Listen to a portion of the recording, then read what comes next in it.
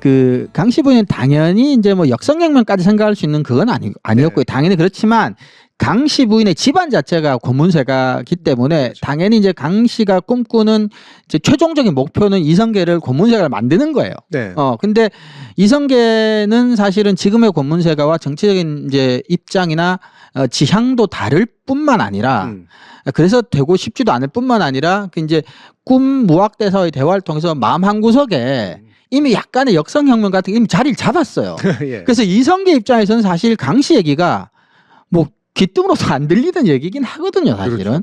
내가 중앙으로 정치를 한다면 왕이 돼서 정치를 하면 했지. 뭐 사실 나는 지금 상황에서 정치하는 나를 생각하고 싶지 않다라는 상황인데 자꾸 이제 강 씨는 자꾸 이제 바가지를 긁는 상황인 거죠. 예. 지금 현재로서는. 그래서 우리 일부가 대사편은 아니지만 약간은 변칙을 삼아서 제가 대사를 가져왔습니다.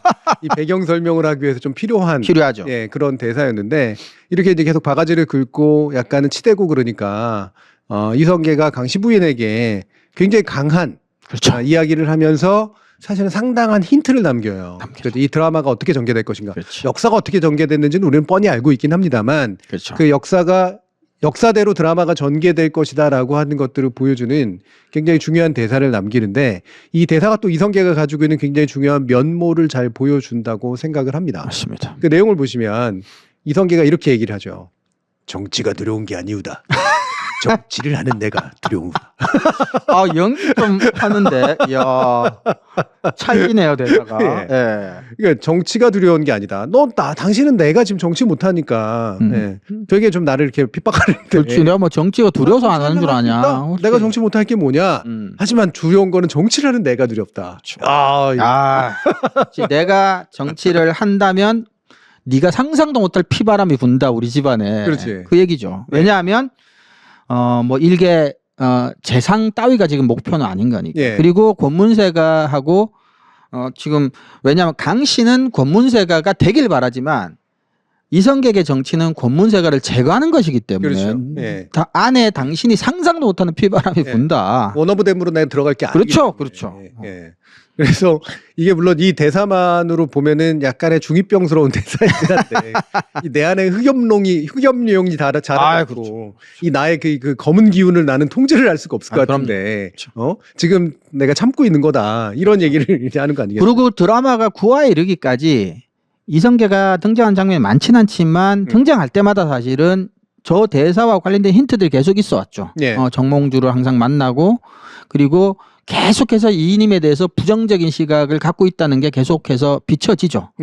그리고 9화에서도 아마 이성계가 그 외구 잔당과 관련해서 이인임을 만나서도 엄청난 불꽃이 튀죠. 실제로도. 네. 예. 그러니까 정치가 두려운 게 아니다라는 말은 강씨 부인의 그 약간은 좁은 소견에서 바라고 있는 지금 때가 아님에도 불구하고 자꾸 이제 그런 뭔가 자꾸 중앙 정치에서 뭔가를 했으면 좋겠다라고 하는 그런 것을 싹 한 방에 이제 정리하는 그렇죠. 그런 대사이기도 하고 두 번째 대사 정치라는 내가 두려운 거다라고 하는 것은 이 정치적 에너지가 그러니까 이 권력 요기 또는 권력 의지가 어디로 향할 것인가에 관련된 되게 다양한 갈림길들을 내포하고 있는 거잖아요. 그렇죠. 네. 그리고 저 말은 일정 정도 이성계가 소위 말하는 권력 의지가 있음을 드러내는 말이기도 합니다. 네, 근데 그걸 이제 강 씨가 캐치를 했는지 안 했는지까지는 이제 별개의 문제지만 그걸 강력하게 표현을 한 거고요. 정치가 두려운 게 아니다라는 얘기는 당신이 생각하는 내가 중앙 정치를 안 하는 이유 같은 거는 나한테는 이유가 아니다. 그렇지. 그 정도 하려면 충분할 수 있다. 게 아니다. 그렇죠. 그리고 나도 꿀 안고 빌고의 산자리 받으려고 그거 못하는 거 아니다. 하지만 내가 현재까지 안 하는 이유는 나 안에 너무나 엄청난 에너지와 욕망이 있기 때문에 못하고 있다라고 해석이 충분히 될 수 있죠. 네. 그러니까 만약에 우리가 이제 일종의 소설을 써보자면 역사의 가정을 해보자면 이성계가 이제 강씨 부인의 그 어떤 끌림에 의해서 그의 자원을 이용해서 자신의 자원과 그녀의 자원을 이용해 가지고 중앙 정치로 진출했다면 충분히 진출할 수 있었을 사람 있었겠죠. 아닙니까? 그렇죠. 충분히 가능. 그리고 했다면 아마 이인임과 타협할 수밖에 없었을 거란 말이에요. 그렇죠. 이인임의 수하로 들어가야 되는 방식을 써야 되는 거니까. 특히 강 씨를 통한다면 그렇게밖에 안 돼요. 예. 그리고 그렇게 들어가면 뭔가는 했겠죠, 당연히. 그렇죠. 그리고 능력도 있으니 굉장히 비교적 높은 자리까지 올라왔을 거란 말이에요. 임견미 자리 정도까지는 충분히 올라갔겠죠. 네, 충분히 올라갔고. 최소한. 네. 그 과정에서 아마 이 권력 의지로는 단순히 이인임과 함께 그냥 따까리로 따라가는 그런 방식이 아니라 이인임의 자리까지도 결과적으로 노렸을 텐데 그렇죠. 그 과정에서 그걸 하는 방식은 결국은 지난 회차에 우리가 얘기했던 것처럼 되게 온갖 나쁜 수단을 써가면서 결국은 겉모술수로 그렇죠. 내가 가지고 있는 무력으로 이들을 하나하나 제거해 나가는 그렇죠. 근데 그런 방식을 했겠죠. 아마도. 왜냐하면 그 드라마 상으로만 보면 그리고 역사 속에서도 이건 충분히 그럴듯한 해석이지만 이성계는 정치적인 능력은 사실은 저는 최영보다는 훨씬 있었다고 훨씬 봐요. 있었죠. 예. 네. 그러니까 지금 드라마 속에서 역사적으로 최영이 이인임을 대하면서 굉장히 이제 힘겨워하거든요. 사실은 감당이 안 됩니다. 그렇죠.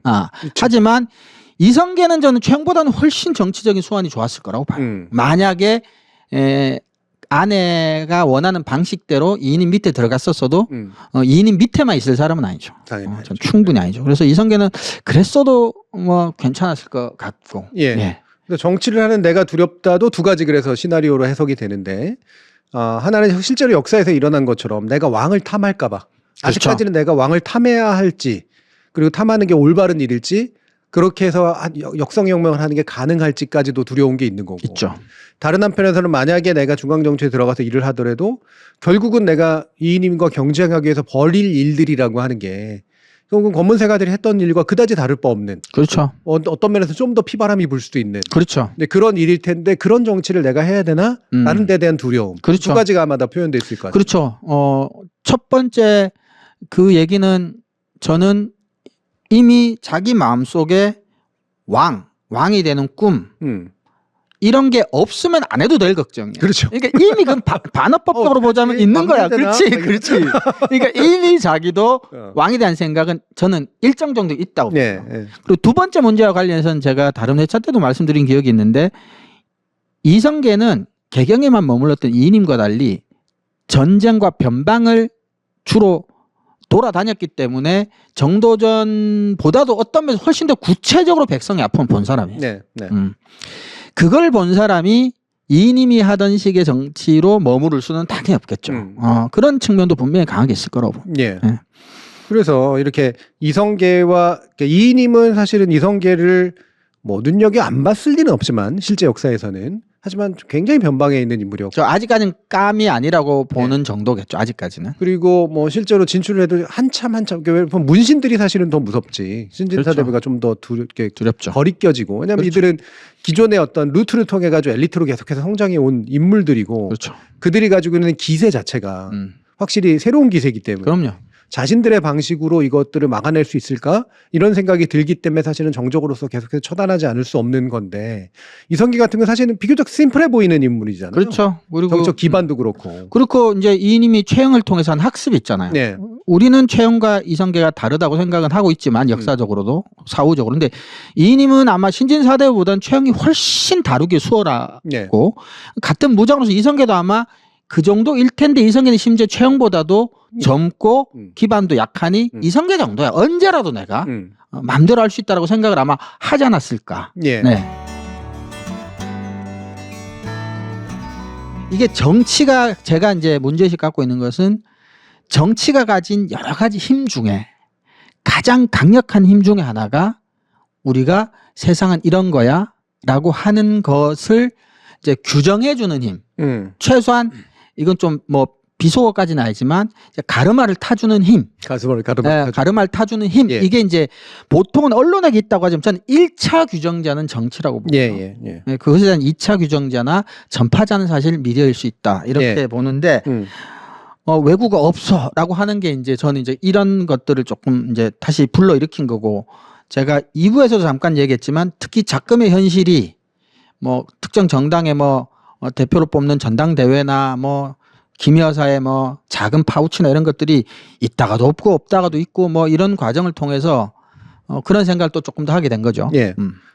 제가 이제 약간만 더 보완해서 이제 설명을 하면 이게 어려운 거긴 합니다만 좀 되도록이면 단순화시켜서 얘기를 하면은 이게 말장난으로 비칠 수도 있으니까 이를테면 현실의 정치적 구성이라고 하는 건 정치가 주어가 돼서 현실은 이런 거야라고 얘기하는 거예요. 그렇죠. 네. 자, 지금 북핵이 문제야. 우리는 지금 북핵에 대비해야 돼. 이렇게 얘기하거나 자 지금 예를 들면 최저임금이 문제야. 우리는 최저임금을 높이거나 낮춰야 돼. 이렇게 얘기를 하는 거예요. 현실에 굉장히 중요한 단면을 정치가 팍 하고 잘라서 현실은 이런 거야 라고 얘기하는 거고 정치의 강력한 힘을 보여주는 거죠. 그리고 여러분들이 인식하시는 현실의 상당 부분은 정치가 규정하는 경우들이 그렇죠. 되게 많아요. 실제로 여러분들 한번 담론 생각해 보시면 정치에 의해서 구성되는 경우들이 되게 많죠.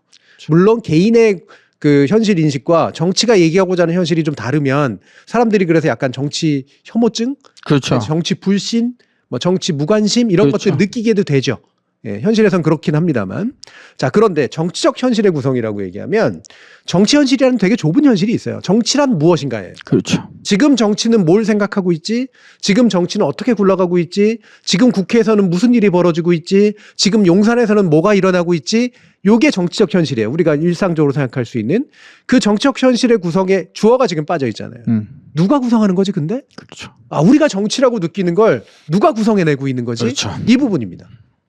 이거를 물론 정치 스스로가 대부분 먼저 구성하는 건 있지만 사실은 미디어가 하고 있는 일들이 굉장히 많아요. 굉장히 많죠. 우리가 정치라고 느끼는 거의 상당 부분은 미디어입니다. 왜냐하면 정치 그러면 맨날 대통령 얘기만 하잖아요. 아, 대통령이 정치구나. 또는 국회의장 얘기만 해. 국회의장이 정치구나. 예를 들면은 자, 국회의원들 300명이지만 국회의장 한 명이 말하는 정치가 훨씬 더 큰 정치로 보이거든요. 그렇죠. 네. 실제 권력도 약간 더 커 보이기도 하고. 근데 그거를 커 보이게 만드는 게 또한 미디어이기도 하거든요. 그렇죠. 내내 개무시했다고 쳐. 국회의장이 뭘 얘기하건. 그렇죠. 예. 그리고 특정한 당대표가 얘기하는 것만 계속 보여준다고 쳐. 그러면 그 당대표가 정치 현실로 보이거든. 그렇죠. 예. 그리고 실제로 우리나라는 국회의장한테 아주 최근 이후에는 별로 아무런 관심을 없거든요, 갖지 않았었죠. 말하면. 근데 갑자기 중요한 인물이 돼버렸죠. 총리도 별로 사실은 관심이 사실 없는. 관심 없는. 우리나라는 대통령과 야당 대표가 음. 둘 간에 뭔가가 왔다 갔다 하는 게 정치의 중요한 현실인 것처럼 언론은 미디어는 그렇게 많이 표상을 했었죠. 예. 그리고 우리 정치에서 검찰총장이 언제나 중요한 인물이지만 윤석열 전 총장만큼 중요했던 인물이 없잖아요. 예. 없죠. 그때는 뭐 정치가 다 검찰총장과 기타의 관계였었어. 아, 그때 예. 그랬죠. 겨우 그랬잖아요. 예. 대통령보다도 외로 중요한 인물 아니었었습니까? 그렇죠. 그 당시에. 그러니까 그때 당시 말씀하시니까 이제 뭐 추미애 법무부 장관하고 윤석열 당시 검찰총장 될지 이게 이제 정치 현실의 구성이라는 게 과연 이게 검찰 개혁의 일환이냐 아니면 검찰 탄압의 일환이냐라고 예. 하는 것에 따라서 추미애 법무부 장관과 윤석열 당시 검찰총장 간에 왔다 갔다 한 정치적 액션들은 어떤 의미를 갖게 되겠죠. 그렇죠. 근데 예. 그 의미를 갖게 만드는 현실을 어떤 현실인 것처럼 결국은 지각하게 만드느냐에 있어서 미디어와 언론이 어떻게 보도하느냐. 그렇죠. 그러니까 조국 사태도 우리 국민들은 직접 지각하고 관찰할 수가 없잖아요. 그럼 이제 누군가가 구성해 준 결과물을 가지고 우리는 조국이라는 사람에 대해서 판단을 하게 되는데 네. 그 재료라고 하는 것들이 과연 어땠냐. 그래서 대체적으로 정치적 현실의 구성이라고 말할 때 이 말 자체는 학문적으로는 중립적인 얘기지만 현실 속에서는 상당히 그런 의미에서 조금은 좀 부정적으로 쓰이는 경우가 수밖에. 조금 더 많죠. 네네.